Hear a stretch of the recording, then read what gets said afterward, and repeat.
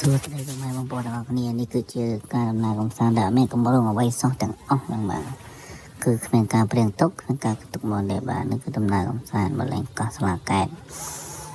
ជីកាត់ពេញរាល់ដងដែលបានជោគថ្ងៃនេះសូមចូលមកលេងម្ដងមកទីតាំងនៅគិនស្វាយហើយនេះគឺជាសកម្មភាពចូលមកដំបូងព្រឹកម៉ែមើលដូច្នេះបាទគឺថាចង់ឡើងទៅលើផ្ទះលើនោះប៉ុន្តែត្រូវបានកូនបាទទាញទៅលេងទឹកព្រោះអារម្មណ៍របស់គេគឺចង់លេងទឹកតែម្ដងដូច្នេះហើយក៏ជូនទៅតាមបំណងរបស់គេពុកម៉ែបងប្អូននិយាយពីថាគ្រាន់តែឃើញទឹកភ្លាមរំភើបញ័រសាច់តែម្ដង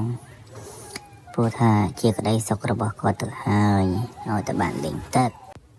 បានមកដល់កន្លែងទឹកហើយគេបានចុះលេងយ៉ាងសប្បាយរីករាយតែម្ដងនេះគឺជាអារម្មណ៍ពិតរបស់គាត់ដែលបានលេងទឹកហើយពុកម៉ែបងប្អូនហើយមិនចង់ឡើងណាមានបានលេងទឹកហើយមកញ៉ាំដើមជុំបាននៅទីតាំងកោះស្លាកែត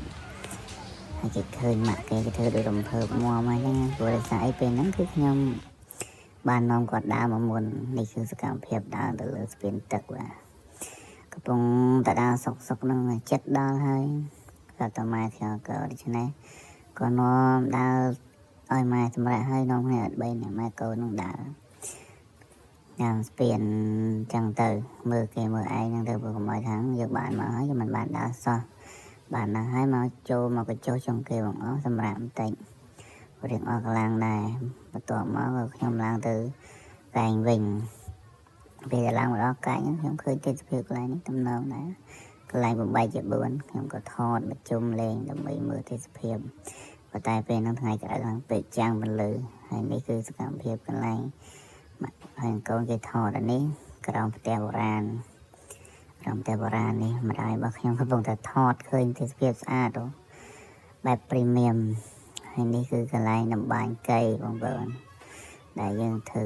ដំបាញកៃធ្វើអីហ្នឹងបុរាណរបស់យើងនេះជាស្នាដៃរបស់ដូនតាយើងពុកម៉ែបងប្អូនទាំងអស់គ្នាបន្ទាប់មកខ្ញុំក៏ឡើងទៅលើផ្ទះបាទដើម្បីថតរូបបន្តិចបន្តួចពីព្រោះថាបានមកហើយកុំឲ្យខាតជើងបាទហើយខ្ញុំបាទព្យាយាមថតរូបខ្លួនឯងបាទដោយសារអីគ្មានកាមេរ៉ាមែនបាទគឺព្យាយាមថតខ្លួនឯង